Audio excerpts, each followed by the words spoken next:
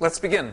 The superficial back line starts actually under the foot on the bottom side of the 5 toes and stretches across the bottom of the foot in the plantar fascia. Now, let's see what that looks like anatomically on the slide. You can see the plantar fascia there stretching across the bottom of the foot as one long line. And if we go to the next slide, you can see that the plantar fascia is really providing a bowstring across the arches of the foot, so that as the plantar fascia stays tight enough, it acts like a bowstring that keeps that arch up. And the plantar fascia ties into the front of the heel bone here. Now, this is a place that where it ties in, the plantar fascia, we say it ties into the front of the heel bone, but it in fact ties into front of the periosteum of the heel bone. So that if you have somebody who is running or doing some other activity where they land like this, bam, bam, bam on the ground, they tug, tug, tug, tug, tug, tug, tug on that plantar fascia, and it starts to pull the periosteum away from the bone here. And bone-making cells, which are plentiful between the periosteum and the bone, go, let's fill in the periosteum. That's their program, is fill in under the periosteum. So as the periosteum gets pulled away from the bone, they fill in under there and create a bone spur. However, in our anatomy trains idea, what we're looking at is it doesn't end there. It goes around the heel with the periosteum, or even through the heel with the fascia that goes through the heel bone, and comes up the other side, and we can keep right on going. Where do we go? We go right up the Achilles tendon, and you can see that on the next slide. The Achilles tendon comes up through here from the back of the leg, starting, we'll make it start a little bit narrow here so it looks like a real Achilles tendon, and it comes up from there, getting wider as it goes, to, with the soleus on this side of the Achilles band and the gastrocnemius on this side. Since we're doing the superficial back line, we'll go with that superficial muscle, the gastrocnemius, and that's going to carry us across the knee to where the gastrocs reach up over and tie on to the backside of the condyles of the femur. Now, if you look at this, this whole structure here is also kind of like a bowstring. And the arrow in the bowstring, notched into this bowstring going around here, is the heel bone. So as this gets tighter, as you have a tighter and tighter Achilles tendon, as you have a tighter and tighter muscles, soleus or gastroc, that are pulling on it, you're actually going to push that heel bone right into the ankle joint, into the subtalar joint and ankle joint. And that creates a lack of mobility in the heel. It can create a lack of a good ability to ground through the heel. You see this a lot in people who are leaning forward, because as they lean forward, they tense on the Achilles, and that jams the heel into the ankle joint. Okay, now as we go up here, the next line, the next piece of our line here, is going to be the hamstrings, and the hamstrings are going to go up here to the back side of the ischial tuberosity, and now we can see the line from the back here. And but this line through here requires a little bit of explanation. At the back of the knee, we run into our first fudge factor. I set up the rules for the anatomy trains, and every once in a while we're going to have to break them, but we'll learn something each time we break them. Okay, so let's look at the anatomy. If we look at the anatomy of the back of the knee, we can see that the gastrocnemiae, the heads of it, come in and reach up and grab hold of the femurs. The biceps are reaching down outside of them, the biceps on the outside and the semis on the inside, reaching around the gastrocnemius heads to take a hold of the fibula and the tibia, respectively. But that's not really an anatomy train. It's not continual fascia running across there. They run up next to each other, but they don't really hook. But they do really hook when the knee is extended. So if I take and I drop this on the floor and I go down to pick it up with my knees bent, what you see is I disengage that train. But as I straighten my knees, the condyles of the femur come back against the heads of the gastrocs and the tails, the tendons of the hamstrings, and interlock them just kind of like a fireman's carry into one sheet, one line, one band.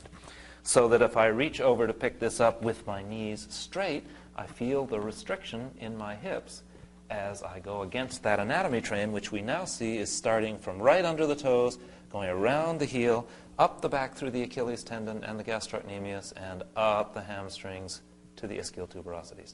So it's not an anatomy train when the knees are bent, but it is an anatomy train when you're standing up or your knees are extended. Okay, let's keep going. So, if you're used to studying muscle anatomy, you might think we're stuck here because we come up to the hamstrings, and where can we go from here? What muscle takes off from here where we can't take a radical change in direction, remember? We got to keep going in the same direction. Well, it isn't a muscle. It's a ligament. The sacrotuberous ligament keeps going right on up from the hamstrings. In fact, you can see it really as a kind of degenerated hamstring because a horse has a hamstring muscle that goes all the way up to the sacrum.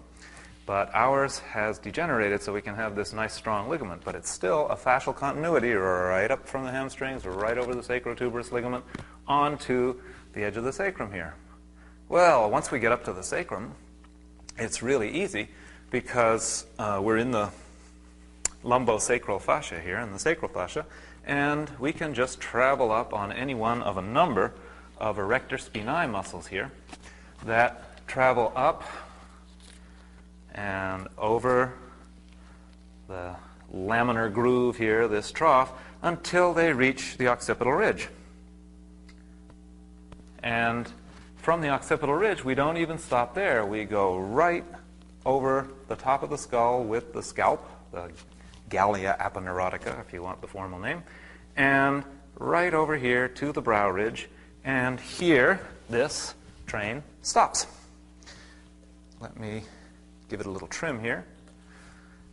So this is where this train stops, is right at the brow ridge, right along here in your brow. The fascia comes over the top of the head and stops here.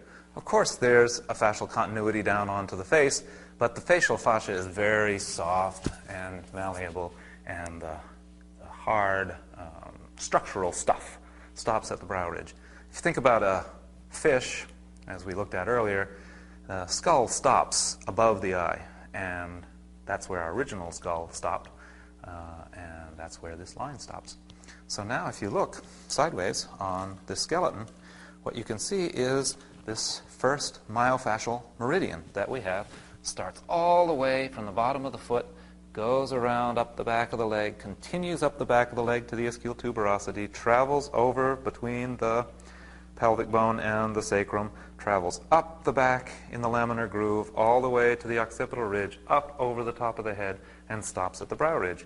This is one plane, and it's a plane that you stretch every time you do a forward bend. Any kind of forward bend.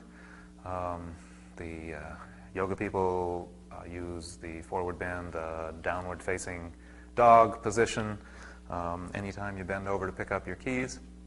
But you can really notice the difference in this. For instance, if you take one of your clients who's stiff and they reach over and they can't really touch their toes without bending their knees, you'd say, oh, well, the hamstrings are short. But if you take a golf ball or a tennis ball and you put it on the floor and you have them rub that tennis ball underneath their feet or the golf ball underneath their feet, and then you have them lean forward again, what you're going to see is this. Because that plantar fascia, all you've done is stretch the plantar fascia. But you stretch that plantar fascia and you will see that that whole line extends. Another piece in thinking about the line as a whole, if I bend over like this, I'm not stretching that whole line, you see? I'm stretching up to my hips and maybe even along my back. But this part in my neck, I've got really contracted. So to lean over and stretch like this is not the same as leaning over and stretching like this, or even like this. So let's look at the superficial back line now as a strip of myofascia that goes over the spinal curves. You can start up here with the cranial curve. The cranial curve is a primary curve. The cervical curve is a secondary curve. The thoracic curve is a primary curve.